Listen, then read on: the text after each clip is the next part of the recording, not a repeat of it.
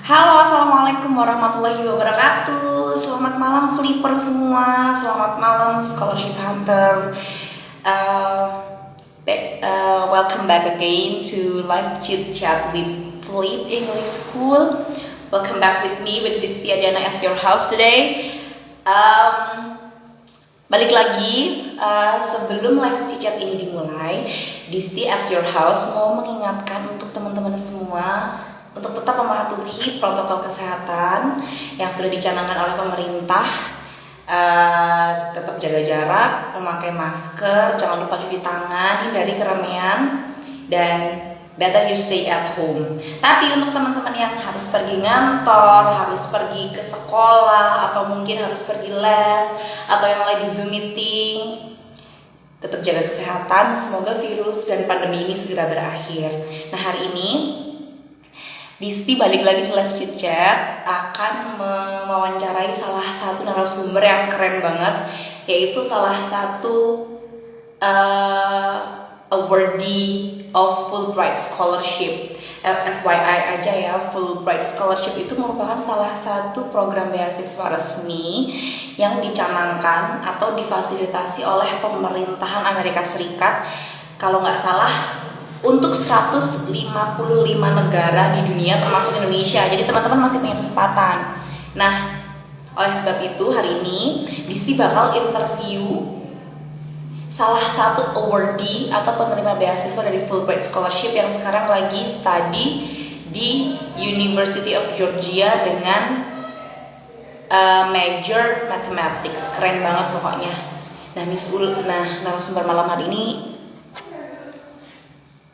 sebelum gabung saya mau ngingetin ke teman-teman kalau if you have any question just comment down below, nanti kita akan baca bareng-bareng selama live chat berlangsung.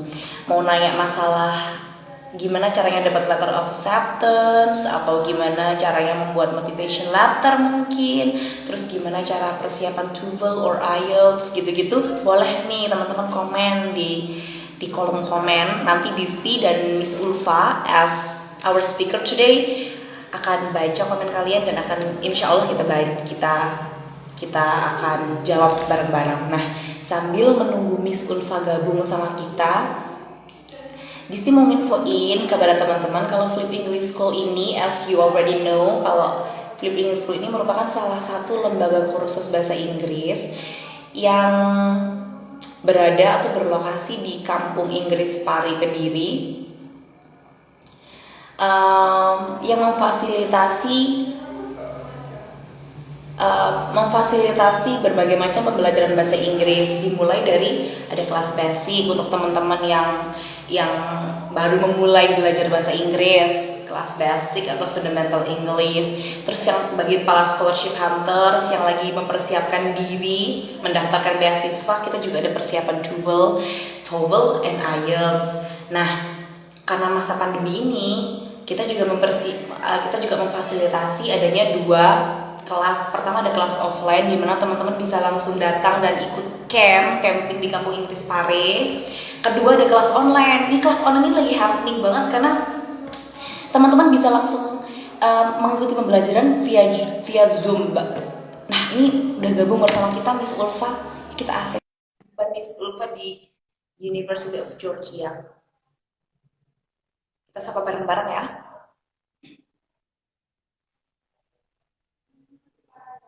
Hai Miss Ulfa, assalamualaikum. Hai Sisti, waalaikumsalam. Halo, gimana Miss Ulfa keadaannya hari ini di Georgia? Ya, suhunya lumayan dingin sih. Sekarang negatif 3 derajat, tapi di sini gak ada salju. Oh gitu. Gimana Miss Ulfa di sana? Kalau masih happening nggak pandemi virus pandemi di sana, pandemi COVID-19 ini? Kalau di Amerika sendiri? Ya, kasusnya masih lumayan. Oh gitu. Miss Ulfa sehat-sehat kan? Ya, alhamdulillah. Miss Sisti gimana? Alhamdulillah. Alhamdulillah baik. Pertama-tama Disti mau ngucapin terima kasih sudah diberi kesempatan untuk gabung live chat bersama Flip English School. Jadi hari ini Disi udah nyiapin banyak pertanyaan nih Miss Ulfa seputar Boleh. persiapan beasiswa. Gitu. Jadi Miss Ulfa bantu jawab ya pertanyaan dari teman-teman Flippers juga di rumah. Oke, Pertama-tama, saya coba. pertama-tama Miss Ulfa bisa ceritain nggak background pendidikan Miss Ulfa sebelum pergi ke Amerika itu gimana? Terus gimana persiapannya menuju Amerika? Bisa nggak diceritain ke kita? Kalau backgroundnya S1-nya saya ambil di Universitas Negeri Makassar, itu pendidikan Mm-mm. matematika. Ya itu. Terus kalau apa lagi ya? Ya itu untuk background pendidikan. Terus kalau mungkin persiapan IELTS, saya belajar di beberapa tempat. Salah satunya di Flip. Oh gitu. Di Flip berapa bulan Miss Ulfa kemarin ngambil program? 3 bulanan. 3 bulanan untuk TOEFL atau IELTS? IELTS. Untuk IELTS. Gimana, Miss Ulfa bisa ceritain nggak kehidupan di Pare, apalagi especially pas waktu studying di Flip tuh gimana vibe-nya, rasanya tuh gimana pengalamannya? Oke, mungkin kondisinya sudah tidak kayak sekarang ya. Saya juga sudah lama sih tidak mengunjungi Pare. Tetapi poin yang paling berharga dari Pare, kayaknya kita ketemu sama teman-teman seperjuangan kita. That's the main point. Yang apa ya? Kalau misalnya lagi capek belajar gitu, tapi ngelihat teman seperjuangan kita yang pasti belajar, kita udah capek, kayaknya tiba-tiba ada motivasi sendiri lagi. Wah, teman saya masih bertahan nih. Gitu. Dan Oh, salah satu yang perlu diimprove juga di IELTS itu kan speaking. Nah, di Pare saya ketemu sama teman-teman yang walaupun bukan jam belajar, tetapi mereka tetap ingin berlatih speaking. Jadinya serunya di situ sih. gitu. Miss Ulfa, kita sambil ngobrol, kita sambil bacain komen-komen ya, dan jawab pertanyaan dari teman-teman Flippers semua di rumah. Ini ada Flippers di rumah yang bertanya, Miss, gimana sih caranya dapetin letter of acceptance, terutama untuk beasiswa ke Amerika Serikat? Boleh nggak, Miss Ulfa, bagi ilmu dan as based on your experience aja, Miss Ulfa? Oke. Sebenarnya ada banyak sekali jenis cara untuk dapat LOA. Tergantung mungkin program yang teman-teman mau ambil atau apakah teman-teman ingin pakai beasiswa atau tidak, karena caranya pasti akan beda-beda. Yang pertama, anggap teman-teman ingin mengambil Fulbright. Kebetulan beasiswa saya adalah Fulbright. Kalau teman-teman mengambil Fulbright, biasanya kita cukup memberikan list 4 kampus yang kita inginkan untuk master. Untuk PhD, list 5 kampus yang diinginkan. Itu langsung di-store ke Aminef. Nanti pengurusan pendaftarannya, berkas-berkasnya, kemudian biaya pendaftarannya, semuanya akan ditanggung sama Aminef. Lalu urusan lobby untuk tambahan beasiswa dan sebagainya semuanya akan dibantu sama Aminef. Itu mungkin yang menjadi salah satu keunggulan dari beasiswa Fulbright. Nah, kalau beasiswa-beasiswa yang lain biasanya pendaftaran kampusnya lebih mandiri. Nah, Oh gitu. sekarang bagaimana cara mendaftar kampusnya kalau harus mandiri? Ada 2 jenis cara lagi. Kita bisa direct apply atau mendaftar langsung. Kita juga bisa menggunakan agen. Misalnya kalau kita pakai agen pendidikan, ya sudah, kita tinggal kumpul semua berkas yang diminta, nanti terimanya mungkin lebih mudah, lebih terima beres lah kalau pakai agen. Yang paling menantang mungkin kalau daftar sendiri. Tapi walaupun menantang jadinya juga seru karena kita bisa berkorespondensi langsung sama pihak universitas di sana. Gitu. Tahap pertama mungkin dengan membuka website kampus. Biasanya kalau dibongkar-bongkar websitenya nanti akan ada tab yang menjelaskan tentang dokumen apa saja yang dibutuhkan, syarat-syaratnya apa saja. Nanti isi formulir lah, kemudian ya kirim dokumen, nanti ditunggu mungkin pengumumannya sekitar 3 bulanan. Salah satu mungkin yang membedakan US dengan beberapa negara lain yang berbahasa Inggris, saya katakan negara lain yang berbahasa Inggris karena yang pernah saya daftari cuma universitas dari negara yang berbahasa Inggris, yaitu UK, Australia, sama US. Salah satu yang membedakannya adalah di US mereka tidak menyediakan conditional LOA. Jadi biasanya beberapa negara lain mereka punya conditional LOA dengan unconditional LOA. Conditional LOA berarti kamu sebenarnya diterima, tapi kamu masih perlu menambahkan beberapa berkas lagi.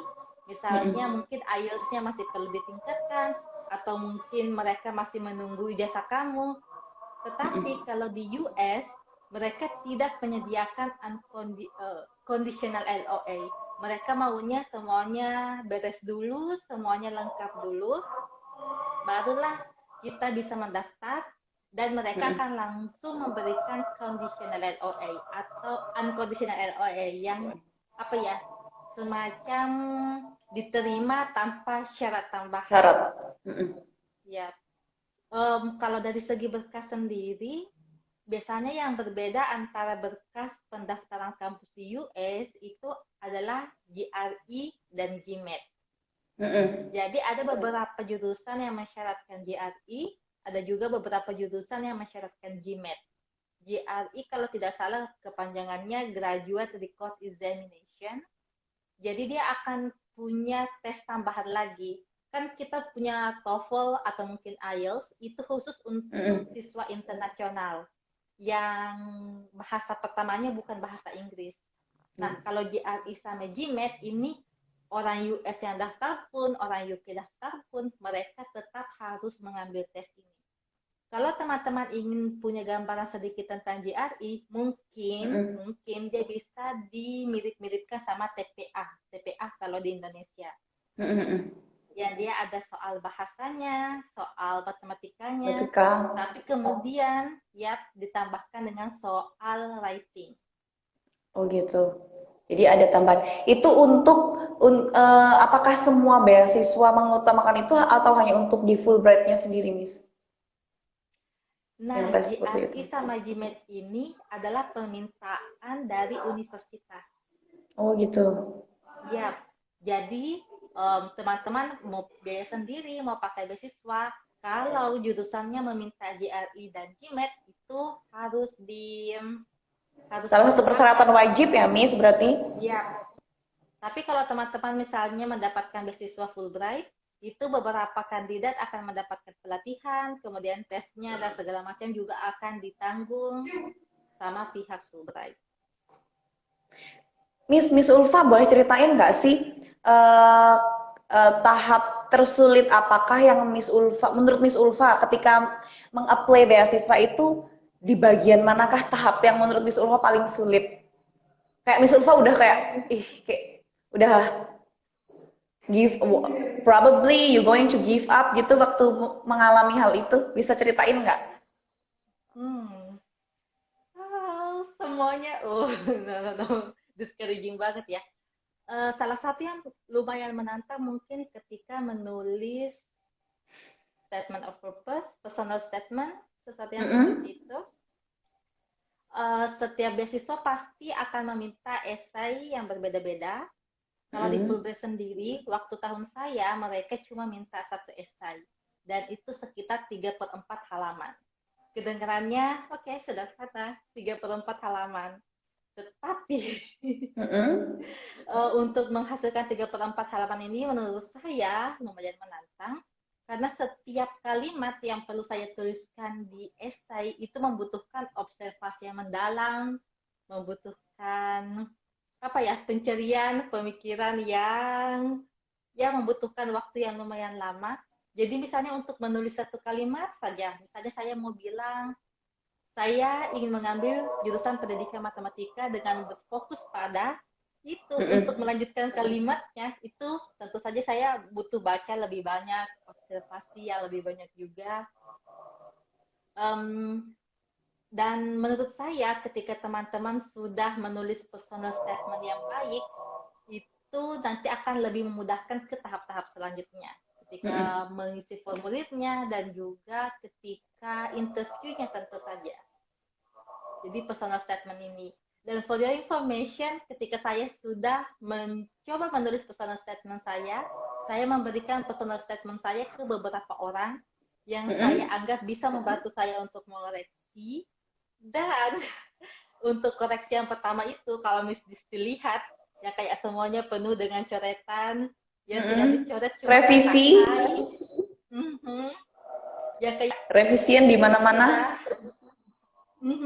Ya kayak lebih dari revisian waktu skripsi. Padahal cuma 34 halaman, but I learned much. Saya belajar banyak dari personal statement. Ya kayak kalau dilihat versi pertama sama versi terakhir, itu mungkin satu-satunya kata yang tidak terganti adalah kata I. Selebihnya semuanya sudah diganti. Ya, itu ya Miss yang sesi yang paling sulit.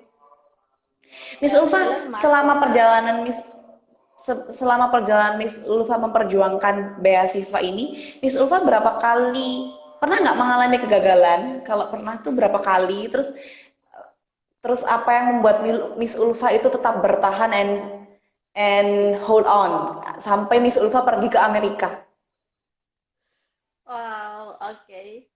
Jadi ini Fulbright aplikasi ke-6 yang saya daftari. Saya sempat daftar 5 kali sebelumnya. Dan semuanya mungkin bukannya gagal ya, Miss Tisti. Tapi, ya, biar kalimatnya enak aja sih. Sebenarnya gagal. Tapi, saya jadi belajar banyak juga dari kesempatan-kesempatan sebelumnya. Salah satu alasan mengapa kemudian saya bisa diterima di Fulbright itu karena saya mencoba memperbaiki kekeliruan mungkin atau kritikan-kritikan yang saya dapatkan dari proses pendaftaran beasiswa sebelumnya. Jadi ini aplikasi ke-6 saya. Kemudian alasannya kenapa harus bertahan, because I have no other choice. Like, it's almost impossible for me to study here without funding. Oke, terlalu jujur. Tapi ya itu kenyataannya, dan memang kalau saya memang lebih suka belajar apapun, jadinya lanjut S2 menurut saya adalah salah satu kebutuhan, jadi saya harus berjuang untuk mendapatkan beasiswa. Tapi salah satu hal yang kemudian saya pelajari dari sini adalah kalau saya diterima lebih cepat daripada ini, mungkin saya belum sesiap ini. Kalau saya diterima lebih lambat daripada ini, mungkin saya sudah tidak sesemangat ini. Berarti memang itu good timing untuk Miss Ulfa sendiri. Like everyone has their own timeline.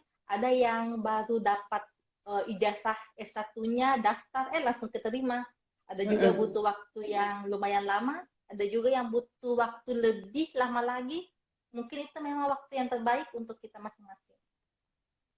The best timing for Miss Ulfa. Berarti Miss Ulfa benar-benar mengalami yang namanya struggle ya, Miss. Dan mungkin itu juga dialami oleh teman-teman Flip yang lagi berjuang mendapatkan beasiswa ke luar negeri. Nah, menurut Miss sendiri, sebenarnya mendapatkan beasiswa ke luar negeri itu mungkin pasti perlu persiapan kan? Nah, menurut Miss Ulfa, persiapan apakah yang menurut Miss Ulfa menjadi persiapan yang paling krusial dan memang benar-benar harus dipersiapkan matang-matang? Apakah dari pemberkasan, ataukah kemampuan bahasa kita, ataukah apa menurut Miss Ulfa sendiri? Is that TOEFL and IELTS become a one of crucial persiapan gitu? Yeah, I can say yes. It is not only because of it is IELTS or TOEFL, but because it is English. Mengapa bahasa Inggris sangat perlu di-improve? Karena bahasa Inggris ini yang digunakan di tiap tahapan dari pendaftaran kita. Yang pertama, kalau dari segi sertifikat, ya tentu saja kalau kita mau ambil sertifikat IELTS ataupun sertifikat TOEFL, kita harus punya skill bahasa Inggrisnya. Ketika teman-teman menuliskan motivation letter juga atau essay yang sejenisnya, di sini bahasa Inggris sangat perlu diimprove. Karena walaupun mereka tidak akan menilai grammar kita, tetapi mungkin ada beberapa kalimat yang maknanya sama, tetapi dengan bentuk kalimat yang berbeda, dia bisa terdengar lebih enak gitu atau terdengar lebih meyakinkan hanya karena bentuk kalimat yang berbeda. Kemudian ketika interview pun, mungkin teman-teman sebenarnya punya pengalaman yang banyak, punya ide-ide yang menarik, punya critical thinking yang bagus, but then the way you communicate it is probably different when you are fluent in English rather than not. Sebaliknya barang saja, saya jujur saja ya sama Miss Disti. Iya, boleh silakan. Aplikasi yang pertama yang saya daftar adalah Chevening. Chevening berarti Inggris ya, Miss? Berarti UK. Ya. Dan kemudian itu sewaktu saya belum mendapatkan nilai IELTS. Jadi daftar dulu lah, karena di Chevening itu kita bisa nyetor IELTS setelah diterima di Chevening. Jadi walaupun belum punya IELTS di awal itu tidak apa-apa. Jadi waktu itu saya daftar, saya belum pernah belajar di tempat khusus, saya belum belajar di Flip, saya daftar. Kemudian saya diterima interview. Ada beberapa pertanyaan waktu itu yang sebenarnya saya bisa jawab, tapi agak susah untuk saya komunikasikan waktu itu, jujur saja. Jadinya jawaban saya waktu itu pendek-pendek, kalaupun lumayan panjang itu agak berantakan. Walaupun saya sudah persiapkan beberapa pertanyaan dan beberapa jawaban, kalau yang ditanyakan sama interviewer waktu itu adalah pertanyaan yang sudah saya siapkan, itu bisa saya jawab dengan baik, dengan smooth. Tetapi ketika dia pindah ke pertanyaan lain yang belum saya siapkan, tetapi saya punya jawabannya. Waktu itu jawaban saya kalau bukan kalimat yang pendek-pendek saja, itu biasanya kalimatnya lumayan panjang, tapi berantakan kemana-mana gitu. Ide pokoknya di mana, kalimat pendukungnya di mana. Jadinya mungkin itu salah satu alasan mengapa saya kurang bisa meyakinkan interviewer waktu itu. Akhirnya saya improve lagi bahasa Inggris saya belajar di beberapa orang, di banyak orang malah, di teman-teman saya, yang kemudian dari situlah mungkin jadinya interview saya di Fulbright sedikit lebih baik dibanding ketika interview di Chevening. Itu mungkin. Kemudian bahasa Inggris menurut saya bukan cuma digunakan ketika proses seleksi beasiswa, tetapi juga di kehidupan di kampus. Oke. Pasti bahasa Inggris sangat dibutuhkan di sini. Bukan cuma dari segi lingkungan akademik, tetapi juga di luar lingkungan akademik. Nah, sekarang kan kita tadi udah nanya-nanya seputar perjalanan Miss Ulfa memperjuang struggle to chase the scholarship abroad, terutama di Fulbright. Miss, menurut Miss, Fulbright scholarship itu pasti kan setiap beasiswa itu memiliki kesulitan tersendiri. Apakah Fulbright ini menjadi salah satu program beasiswa yang menurut Miss Ulfa memiliki tingkat kesulitan yang levelnya di atas Chevening mungkin, di atas Erasmus Mundus? Apakah memang gimana Miss, sepengalaman Miss? Mungkin kurang bisa ya saya bandingkan dari tingkat kesulitan, semuanya semuanya menantang. Bagaimana ya? Jadi bingung ini. Oh ya, mungkin kalau kita mau lihat dari segi kuota, kalau dibandingkan antara LPDP sama Fulbright, kuota yang disediakan untuk LPDP itu jauh lebih banyak. Mungkin dalam satu tahunnya bisa ratusan yang diterima. Kalau di Fulbright sendiri maksimal 80 orang yang diterima, 40 untuk program master, 40 untuk program PhD. Dari 40 program PhD, ada yang PhD regular, ada yang PhD dikti. Dari 40 program master, ada yang sosial, ada yang science. Jadinya kalau dari segi perbandingan seperti itu, mungkin dari segi matematisnya ya, atau dari statistikanya, peluang untuk diterima Fulbright mungkin lebih sedikit dibandingkan peluang diterima LPDP. Cuma dari segi banyaknya. Tetapi ini masih banyak variabel juga yang tidak kita ukur. Misalnya mungkin lebih banyak pendaftar LPDP mungkin dibanding pendaftarnya Fulbright. Itu kalau dari segi statistikanya. Kalau dari segi jurusan prioritas mungkin. Kalau di LPDP mungkin ada beberapa jurusan yang lebih diprioritaskan dibanding jurusan yang lain. Kalau di Fulbright saya bisa bilang bahwa para penerima, katakanlah di tahun saya, itu jurusan-jurusannya semuanya seperti apa ya, beda-beda gitu Miss Disti. Yang kayak ada yang jurusan A, jurusan B, jurusan C. Jadi mungkin untuk beberapa orang merasa bahwa apakah jurusan saya masuk prioritas di beasiswa atau seterusnya. Menurut saya di Fulbright semua jurusan diprioritaskan. Jadi teman-teman mungkin jurusan apapun itu bisa mendaftar Fulbright, kecuali untuk jurusan kedokteran yang memiliki kontak langsung dengan pasien. Kalau misalnya dia seorang dokter tetapi mengambil jurusan yang tidak kontak langsung dengan pasien, itu bisa juga. Jadi kalau dari segi jurusan mungkin Fulbright lebih mudah diterima dibanding beasiswa-beasiswa yang lain. Miss, berarti 80 itu kuota per tahunnya untuk Fulbright Tapi scholarship-nya bisa sendiri. berubah-ubah. Oh gitu. Miss, bisa kasih info nggak sih ke teman-teman di rumah gimana cara dapetin informasi mengenai Fulbright scholarship ini? Mungkin Miss bisa ada linknya atau Aminef atau mau mengunjungi website Aminef dan lain sebagainya. Oke. Ini juga ada pertanyaan juga ya, nanti kita jawab teman-teman ya. Ya, saya baru saja ketik ya. Nanti kalau teman-teman kunjungi website itu, bisa lah dapat banyak. Kalau di Indonesia sendiri, Fulbright itu dikelola oleh Aminef, lembaga yang bisa diceritain nggak, Miss, Aminef itu apa? Aminef, kepanjangannya American and Indonesian Exchange Foundation. Jadi di Aminef sendiri ada banyak sekali program dari Fulbright yang mereka kerjasama di situ. Salah satunya beasiswa master ini. Jadi sebenarnya kalau teman-teman kunjungi website Aminef itu akan ada banyak sekali jenis scholarship. Termasuk mungkin kita bisa jawab pertanyaan Isaac Newton. Ya, boleh Miss, silakan. Apakah beasiswa S1 di USA ada Kak? Ya kan itu. Mungkin ada ya, mungkin. Tetapi kalau pertanyaannya apakah Aminef mengelola beasiswa S1, itu jawabannya tergantung beasiswa yang bagaimana yang dimaksud di sini. Jadi di Aminef ada banyak sekali program. Salah satunya program yang sedang saya jalani, ini master, beasiswa untuk master, ada juga beasiswa untuk PhD. Nah, untuk S1 ada program yang namanya undergrad.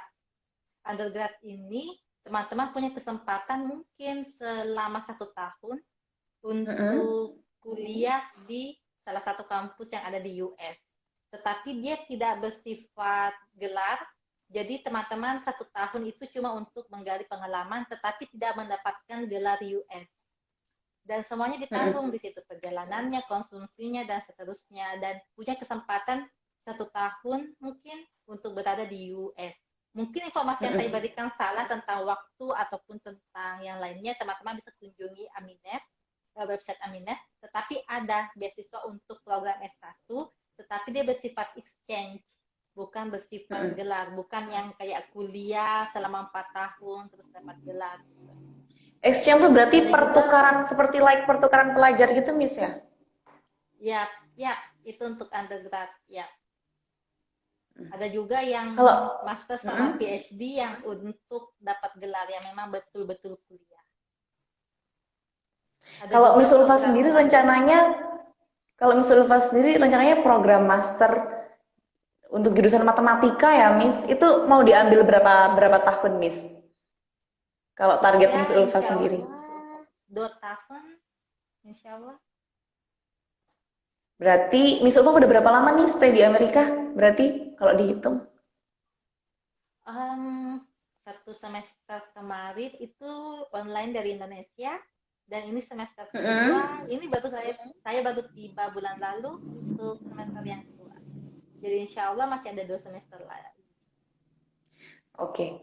Miss, ini pertanyaan dari Flippers, dari Mr. Okta Junaidi. Kakak, gimana cara kakak manajemen waktu antara kerja dan belajar IELTS? Apalagi kita tahu untuk biaya tesnya itu begitu ekspensif. Nah, menurut Miss Ulfa gimana? Sepengalaman Miss Ulfa. Mungkin jawaban saya kurang bagus mungkin, tapi ya this is the truth. Kalau dulu saya lulus tahun 2017, setelah lulus Mm-mm. itu saya langsung ke Pare dan saya tidak kerja waktu itu. Jadinya ya saya memang cuma belajar, hampir tidak kerja yang oke, jadi kayak 100% belajar. Saya baru kerja setelah dapat sertifikat IELTS, setelah 3 bulan Mm-mm. belajar IELTS. Jadi mungkin kalau ditanya tentang pengalaman pribadi saya, mungkin kurang bisa menjawab pertanyaan ini. Tapi kalau teman-teman saya yang saya tahu yang kerja sambil belajar IELTS, memang agak sulit sih memang. Tetapi Mm-mm. pada dasarnya bisa kalau kita mau. Misalnya kita Mm-mm. kerja kayak dari pagi sampai sore, itu mungkin Mm-mm. malamnya harus bisa diselingi dengan belajar. Ya Mm-mm. mungkin kita butuh teman belajar juga supaya lebih termotivasi, mungkin butuh tempat khusus juga supaya ada panduan, tetapi belajar sendiri pun bisa sebenarnya. Gitu. Itu menjawab pertanyaan dari Mr. Okta Junaidi ya. Jadi kata Miss Ulfa, harus pinter-pinter membagi waktu. Paling mungkin kita harus bisa memprioritaskan ya, Miss, mana yang harus kita kerjakan dulu atau mana yang kita, pokoknya kita harus pinter mendahulukan. Kalau Miss Ulfa dulu fokus untuk persiapan beasiswa. Nah, berapa lama Miss persiapan beasiswa Miss dari Miss setelah lulus S1 terus berapa lama sampai akhirnya Miss dapat pengumuman keterima di Georgia University untuk pendidikan untuk jurusan matematika. Kalau itu jadinya lama Proses. sekali sih, ada 3 tahunan mungkin, Hmm. ya. Karena dari lulus belajar IELTS, habis itu tes, habis itu sempat ngajar di FLIP, habis Hmm. itu daftar beasiswa kemana-mana, tebar jala, tebar umpan, habis Hmm. itu kerja juga di Makassar, jadi kayak lumayan banyak prosesnya, sebelum Hmm. akhirnya dapet LOA dari University of Georgia. Dari Georgia University. Miss, setelah kita bahas tentang perjalanan Miss mendapatkan beasiswa nih, sekarang Miss mau nanya-nanya masalah college life di Amerika sendiri. Miss, gimana Miss kalau perbedaan antara college life di Indonesia sama college life-nya di Amerika? Apalagi jurusan Miss ini kan matematika ya, berhubungan dengan angka. Ada nggak kesulitan yang dialami Miss? Yang menurut Miss Hmm, paling membekas di hati kesulitannya itu seperti apa? Belajar angka, pakai bahasa Inggris, teman-temannya juga gimana Miss menurut Miss? Oke, Miss Disti. Jadi kan saya ngambil Mathematics Education, pendidikan matematika. Mm-mm. Jadi ada beberapa kuliah yang lebih ke pendidikan, ada juga beberapa mata kuliah yang lebih ke matematika. Nah, Mm-mm. menurut saya justru bahasa Inggris di matematika itu lebih mudah dibanding bahasa Inggris di pendidikan. Karena di bahasa Oh Inggris gitu. di Mm-mm. matematika dia masih bersifat apa ya? Kalau kita tahu istilah-istilahnya, kalau kita Mm-mm. tahu angka-angkanya, itu aman lah biasanya. Tetapi kalau Mm-mm. pendidikan kosakatanya jauh lebih banyak, bacaannya Mm-mm. lebih banyak, presentasinya juga lebih sedikit lebih sulit dibanding matematika.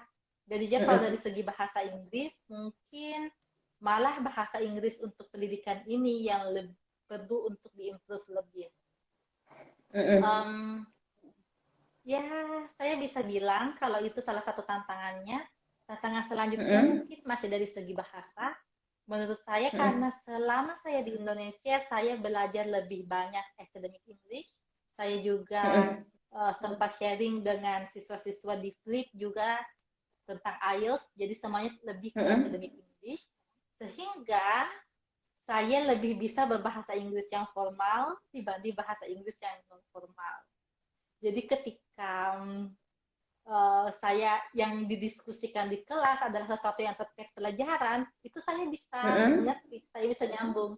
Tetapi kalau yang dibahas sama teman sekelas saya adalah hal-hal yang bersifat small talk, yang basa-basi. Mm-mm. Itu biasanya saya minta mereka untuk mengulangi, bisa diulangi lagi. Jadi malah saya kurang bisa di awal-awal, saya kurang Mm-mm. bisa mengerti dengan bahasa Inggris yang santai, um, yang lebih small talk lah seperti itu. Mm-mm. Jadi tetapi dengan apa ya, dengan berbagai latihan bisa Mm-mm. bahasa Inggris, akhirnya saya bisa lebih baik. Apalagi kebetulan roommate saya adalah orang US asli, jadi mau Mm-mm. tidak mau saya harus mengimprove bahasa Inggris saya yang non akademik. Jadi saya juga lumayan terbantu saya sama roommate saya yang sekarang. Berarti Miss conversation hari-hari kalau bahasa kita bisa bilang pakai slang language ya Miss, kayak bahasa-bahasa gaul orang bule gitu ya awalnya. Ya, ya, Berarti ini salah belajar satu banyak dari roommate saya. itu salah satu tantangan dari Miss. Tapi ketika Miss berpindah dari Indonesia ke Amerika, pasti Miss mengalami yang dinamakan shock culture dong, kayak kebudayaan apa shock culture yang Miss alami itu bentuknya seperti apa? Bisa dari segi makanan kah atau budaya-budaya yang membuat Miss tuh shock. Gimana Miss pengalaman Miss? Salah satu tanda kutip kebodohan yang saya lakukan pas Mm-mm. keluar dari bandara Atlanta, ya Atlanta ibu kotanya Mm-mm. Georgia. Waktu itu kan saya akan naik bus ke Athens. Saya tunggu busnya di sebelah kiri jalan. Sebenarnya saya sudah di kanan jalan, terus kan saya mau tunggu bus, ya sudah saya menyeberanglah ke kiri. Pas busnya datang, oh iya ya di kanan, naiknya di kanan. Beda sama di Indonesia yang hanya saja naik bus di kiri. Perbedaan selanjutnya adalah masalah cuaca. Di sini memang kita tidak punya salju, tetapi suhunya lumayan rendah juga, negatif 5 derajat sampai 10 derajat Celcius. Jadinya menurut saya ini sangat dingin gitu dibandingkan di Makassar yang bisa sampai 30-an derajat. Jadinya minggu pertama saya ke kampus itu Miss Disti, kalau Miss Disti lihat itu sangat lengkap, yang dari long johns-nya lah, dari kemejanya, terus pakai jaket yang tebal, pakai gloves, pakai masker, semuanya lengkap gitu. Pas tiba di kelas, ternyata teman sekelas saya, Miss Disti, mereka cuma pakai baju kaos biasa yang tipis-tipis. Bahkan ada siswa laki-laki yang cuma pakai celana pendek, ya kayak oke, saya kedinginan gitu. Terus yang lain cuma pakai baju biasa lah. Yang oke, ternyata menurut mereka suhu negatif 5 sampai 10 derajat just a joke. Cuma kayak itu saja. Terus saya malah pakai baju yang sangat lengkap. Tetapi seiring dengan waktu saya sudah bisa menyesuaikan diri. Beradaptasi. Ya. Kalau dari segi makanan gimana Miss? Banyak nggak Miss menemukan kesulitan? Kalau dari segi makanan di sini mungkin teman-teman kalau ke sini tidak akan terlalu kaget karena di sini makanannya mungkin sama seperti junk food yang biasa kita temukan di Indonesia, kayak french fries lah, burger lah dan seterusnya. Cuma kalau ke tempat-tempat seperti KFC dan sejenisnya, biasanya mereka tidak menyediakan nasi. Jadi mungkin bagi kita cuma seperti makan snack lah kalau di sana. Tetapi kalau teman-teman mau masak, saya biasanya lebih banyak masak, itu jadinya saya bisa sesuaikan sendiri makanannya. Berarti tidak terlalu signifikan perbedaannya ya Miss kalau masalah makanan di Amerika.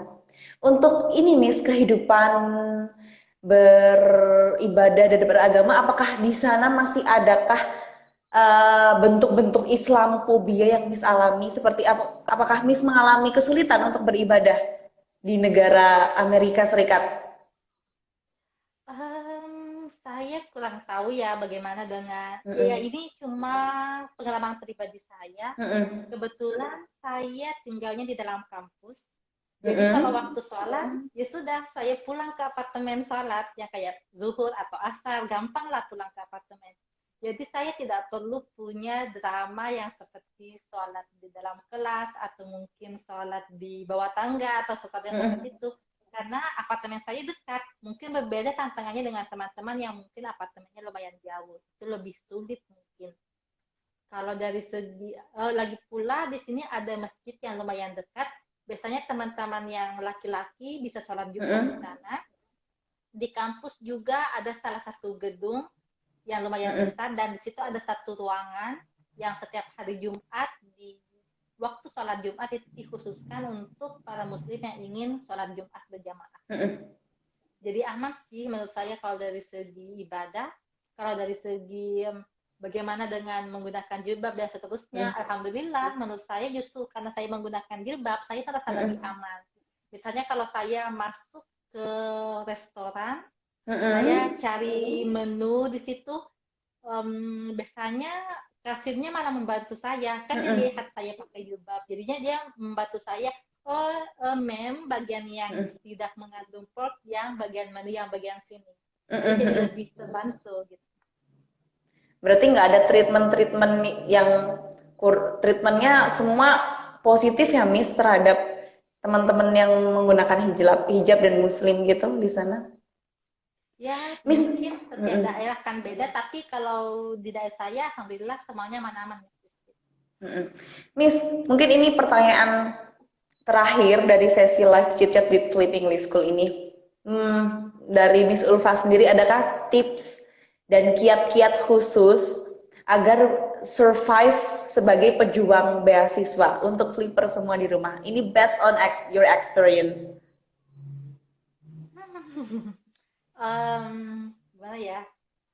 Mungkin apapun yang kita lakukan itu semuanya bergantung sama niat, sama tujuan kita. Mm-mm. Dan beasiswa cuma salah satu cara untuk jadi sukses mungkin. Mm-mm. Jadi kalau teman-teman memang punya niat yang besar dan merasa bahwa harus lanjut kuliah untuk mencapai tujuan itu dan merasa harus punya beasiswa untuk bisa lanjut kuliah, mungkin itu bisa menjadi salah satu alasan yang besar kenapa teman-teman harus terus berjuang. Tetapi sekali lagi, beasiswa bukan satu-satunya cara untuk mencapai cita-cita kita.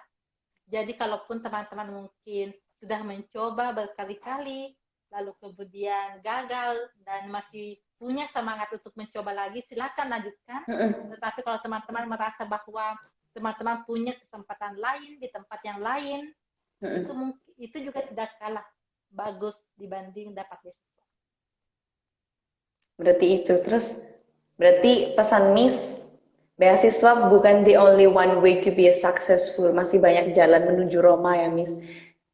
Well, thank you.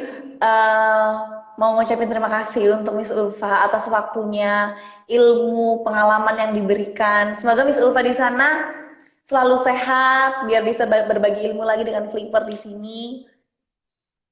Dan ya, thank you juga Miss Listi. Akhirnya saya punya teman ngobrol.